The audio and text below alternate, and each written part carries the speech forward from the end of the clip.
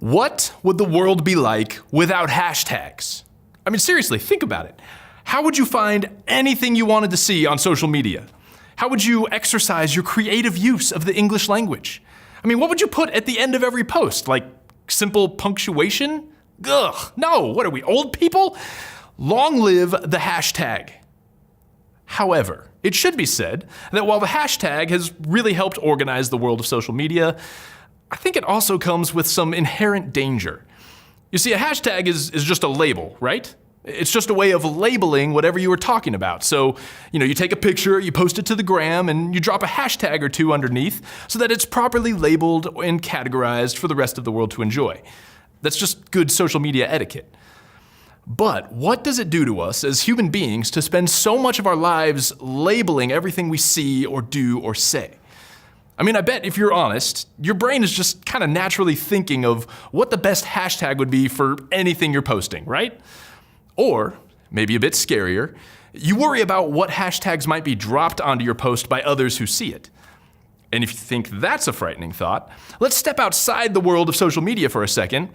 What kind of hashtags or labels would people put on your actual life if they could?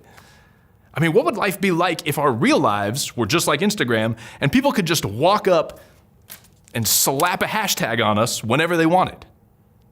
Man, that's some dark stuff, like freaky. Well, here's the truth. Just because people don't walk around physically sticking labels on each other doesn't mean that isn't exactly what happens every day. And when someone sticks you with a hashtag or with a label, it can stay with you, can't it? I mean, be honest, what is a label that someone has given you that just like sank in, that you can't seem to shake? Growing up, I had a couple that stuck with me for years. One hashtag that truly bugged me all through childhood was this: big ears. Yeah, that hurts. I had so many nicknames growing up that revolved around the size of my ears. There was Dumbo, Yoda, Eric. Yeah, I know, I had really creative friends. I couldn't help the fact that this giant head and these huge ears were already this size on top of my little 9-year-old torso. But they were. Or there was also this one. Wuss. I hated this one. But it was how I was perceived. I got in one fight throughout all of my childhood, and it lasted 2 seconds. I got punched in the face. I cried. Fight over. And then I went out for the wrestling team in 7th grade to try to, erase this hashtag. And I got my butt kicked by this freakishly strong little Wolverine 8th grader for 3 days of tryouts and was cut from the team in the first round. I was still a wuss. I know most of you know exactly what I'm talking about. You've been given labels that you hate too, but you can't seem to get rid of them. I mean, not only is this like your reputation or what other people seem to think about you, but after a while, it's what you start to think about yourself, isn't it? In your mind, it becomes who you are. I bet every one of you has a name or a word in your head already, and I actually want to give you just a couple minutes to write that down. On your cubes, you'll find some labels and something to write with. Go ahead right now, take a couple minutes, and write down some label that you've been given that just really bugs you. Okay, today we are starting a brand new series with our whole church where we're going to look at a guy who faced this whole labeling issue in a really major way. His name is Daniel, and he is one of the great heroes of the Old Testament. And the reason this guy is such a big deal is because he was one of the toughest people we see in Scripture. In fact, if there was a hashtag I would give this guy, it would be tough as nails.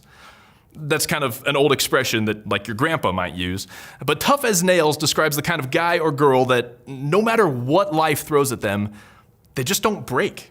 They stay true to their convictions. They keep on going. They're just tough as nails. And that is exactly the kind of man Daniel was.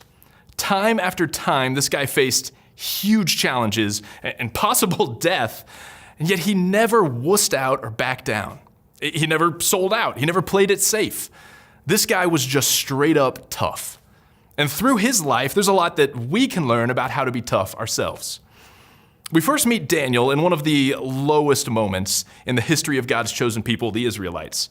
You see, this wicked and powerful king of Babylon, Nebuchadnezzar, had overrun and destroyed their capital city of Jerusalem. He hauled a bunch of the citizens back to Babylon as prisoners and slaves, and then he begins to basically try and change them into Babylonians. You see, Israel had always been very proud of being God's chosen people. They worshiped the one true God. They had their own culture and a way of thinking that was based on God's word, and Nebuchadnezzar wanted to change them.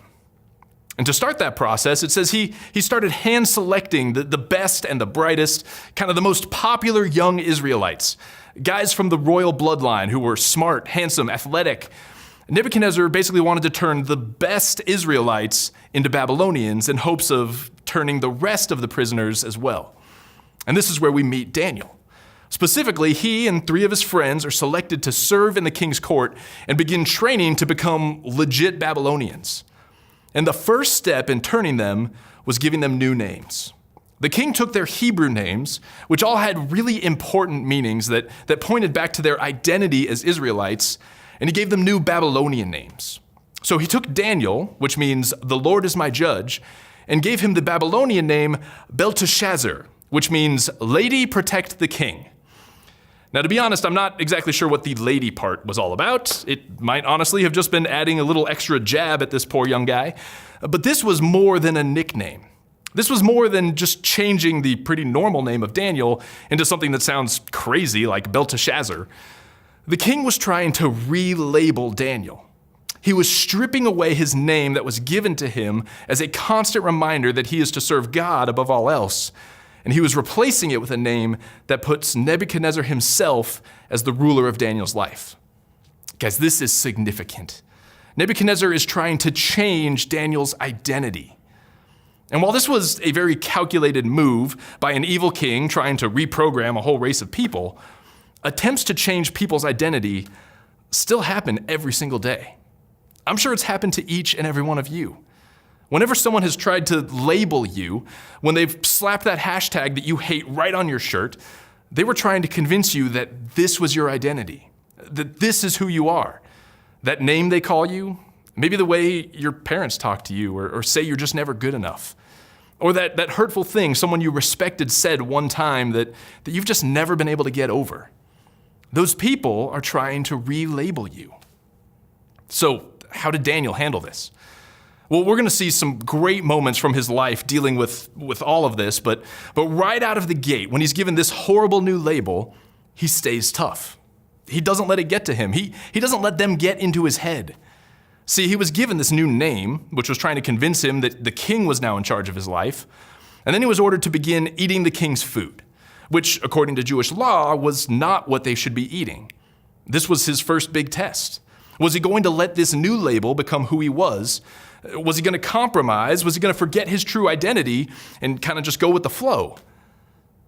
No. He didn't even blink. He stayed strong. He refused to eat the stuff that he knew was against what God wanted because he only cared about what God would think. He never forgot his true identity was Daniel. The Lord is my judge. The king could call him whatever he wanted.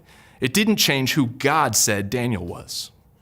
And students, the same is true for you and for me. No one has the right to change your label because only the one who made you can declare who you are. God is the only one with the actual authority to hashtag us. And it doesn't matter how loud or in your face the other people fighting to label you are, they can't change who you really are. You see, no one can label you except the one who made you. So, what is this for you? What hashtag have people at school given you? What label has maybe your family put on you? What have you believed long enough that you've actually written it on here for yourself? If this hashtag has not been placed there by God, then it is illegitimate. It's false. It's not valid. The person who put that label on you never had the right to label you in the first place, even if it was you. So right now, I want you to compare what God would hashtag you with versus the hashtags that maybe you've been carrying around on this label. See, God would say you are loved, valued, wanted, and worth dying for. And if you are a follower of Christ, he would also say that you are brand new and that you are changed. My guess is that those labels are a lot different than what you've had written on here all this time. And so here's what I want you to do today.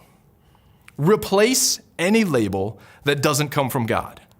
Like, seriously, just get rid of it. I don't care if it came from your friends, your family, or even yourself. If this is not a label God gave you, get rid of it. And don't just get rid of it, but replace it. Replace any and all false labels that you've been living under with true labels that come from your Creator. So if your label has been worthless, replace it with wanted.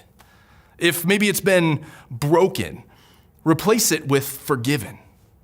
If your label has been outcast, replace it with adopted. Imagine what life could be like if we all stopped letting unqualified people label us. If we stopped living like these false hashtags were true. What if each one of us only listened to and only cared about the labels that came from God? Can you imagine just how freeing that would be? Let's make it a reality. Students, commit today to never let anyone besides God give you a label ever again, because no one can label you except the one who made you.